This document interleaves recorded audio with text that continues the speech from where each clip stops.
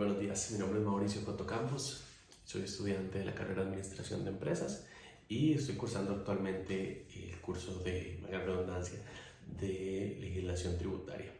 Esta es la actividad número 7, elaboración de video, para la cual, como lo dicta la consigna, hay que indicar el día de hoy, que hoy es 3 de diciembre, son las 10:43 de la mañana y voy a dar inicio a que sería la tarea asignada. Está muy claro que no se debe leer, únicamente voy a estar utilizando como guía un cuaderno en el cual tengo mis notas sobre las preguntas únicamente, las cuales me van a ayudar, por supuesto, a seguir un hilo conductor y a explicar con mis propias palabras cada uno de los conceptos que se sugieren. Primero que todo vamos a iniciar con las preguntas. La primera dice: explicar el elemento, perdón, y disculpas por la voz que estaba un poco afectada de salud, explicar el elemento subjetivo y el elemento objetivo, material, espacial, temporal y cuantitativo de los siguientes impuestos. Empezamos primero con renta de capital, cierro el cuaderno para no seguir con lo que sería la lectura, es únicamente a lo que puedo recordar, y empezamos con el elemento subjetivo. En mi caso voy a utilizar un caso personal que me ayuda muchísimo a mantener este hilo conductor. El elemento subjetivo, y lo dividimos por sujeto activo y pasivo, puedo pensarlo o recordarlo que el sujeto activo generalmente son las personas que reciben un ingreso por un concepto de alquiler. En mi caso lo recuerdo como una propiedad que actualmente tengo y que estoy alquilando. Entonces yo vengo a ser ese sujeto activo ya que recibo un ingreso por el concepto de lo que me están pagando estas personas por alquiler. Si lo vemos del otro lado, como el sujeto pasivo, vienen a ser los que están obligados a pagar un impuesto sobre los ingresos obtenidos por la propiedad inmobiliaria. En este caso, obviamente, mi persona, como por supuesto propietario de lo que sería el terreno o el lote. Pasamos a lo que sería el elemento objetivo.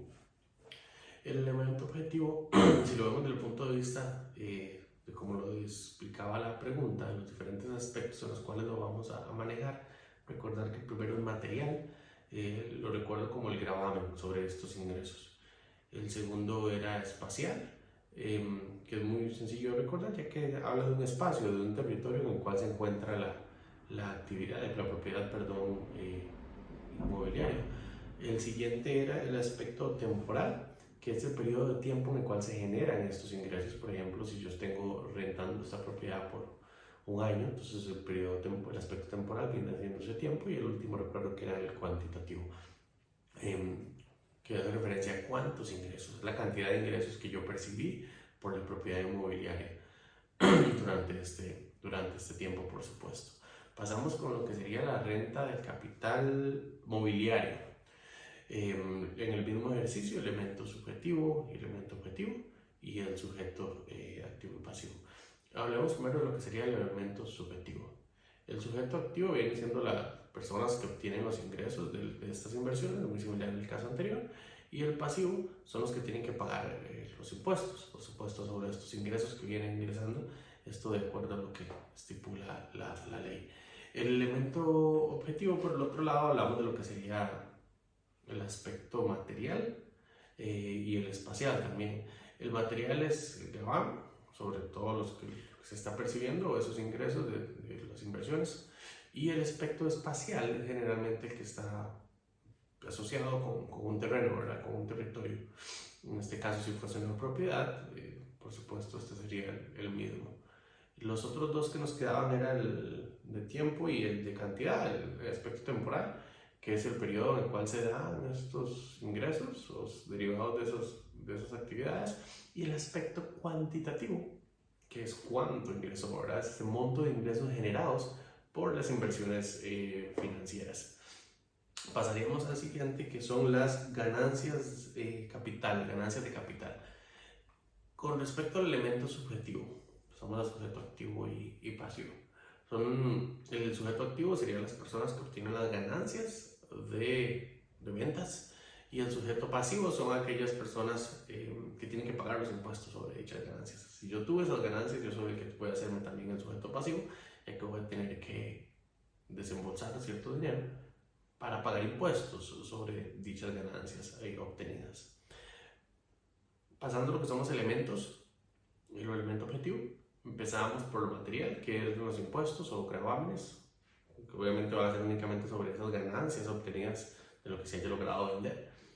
El aspecto espacial, que es relacionado como al lugar donde se da, en este caso sería como la jurisdicción, que es la palabra que recuerdo que tengo como clave. Aspecto temporal, es en qué momento se dio la venta, o cuándo se llevó a cabo y se empezaron a dar esas ganancias, porque puede que yo lo vendí ya y las ganancias se generaron hasta el año siguiente. Entonces sí es muy importante entender por ahí ese aspecto temporal. Y a nivel de aspecto cuantitativo es cuánto dinero terminó ingresando, ¿verdad? Muy bien, pasamos a la siguiente, que son las remesas. El elemento subjetivo, sujeto activo son las personas que envían el dinero. El sujeto pasivo son los que reciben ese dinero. Si yo estoy enviando el dinero a un familiar, soy el activo, pasivo sería mi familiar en el otro país. En algunos casos existen impuestos. En mi caso personal nunca lo he tenido que hacer, pero sí he tenido familiares que han enviado dinero a otras personas y aplican cierto tipo de impuestos asociados a la hora de recibir ese dinero o esas remesas. Elemento que sigue continuando son los elementos objetivos, que era material, espacial, cuantitativo y temporal. Con respecto al aspecto material, es un gravamen, en este caso, ¿verdad? Como lo hemos venido viendo en los ejemplos anteriores, y va a ser el gravamen sobre cada una de las transferencias de dinero a estos países. El aspecto espacial viene a ser así como la transferencia monetaria entre los diferentes lugares, como el ejemplo que yo brindaba, era de diferentes países. Entonces se puede relacionar a que se está dando entre distintos terrenos o territorios. Y el aspecto temporal es en qué momento se dio dicha transferencia, ¿verdad? Que es muy importante tenerlo en cuenta, como siempre, cuánto es que se está sucediendo. Cuantitativo es cuánto dinero esa persona llegó a depositar para enviarle a ese familiar o a esa amistad ubicada en otro país. Por supuesto, sabemos nuevamente que se le aplican lo que son los impuestos, ¿verdad?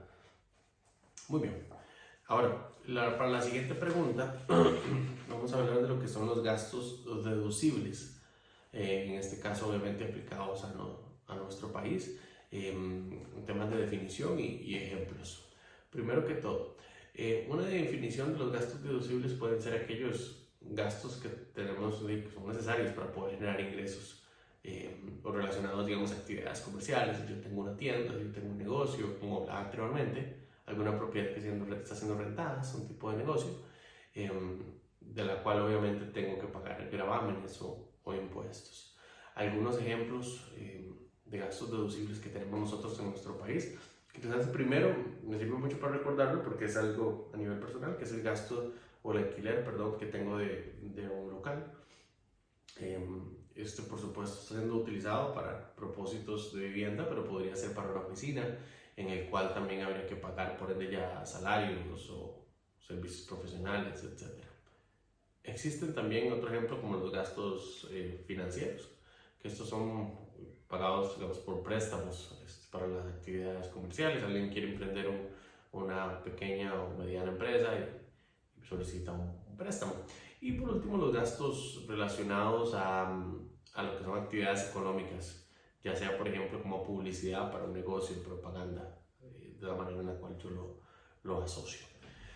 Existen algunas deducciones también que es importante mencionar, ya que son únicas, por ejemplo los beneficios fiscales, son montos específicos que se prestan directamente o se rebajan directamente de una renta, perdón. Y se utilizan por supuesto para calcular el impuesto sobre la misma. Vamos a hablar acerca de algunos ejemplos de deducciones específicos para Costa Rica, que es la siguiente pregunta. Deducciones que únicamente suceden en nuestro país. La primera es por concepto de educación, que es un monto específico que se puede restar, ¿verdad? Por supuesto, para gastos ya sea, no sé, como matrículas, colegiaturas, etc. Existe también el de pensión alimentaria, que es un porcentaje que se reduce para el pago de estas pensiones. Y también existe otro, que es el de vivienda, que es una deducción por una compra como tal de una vivienda. Es un beneficio fiscal para los que tienen esa vivienda propia, con un monto, porcentaje, aquí los dos definidos, ¿verdad? Los gastos deducibles, por supuesto, se refieren a los costos y gastos necesarios para generar ingresos. De esta manera me despido. Muchas gracias por el tiempo. Mauricio Coto Campos.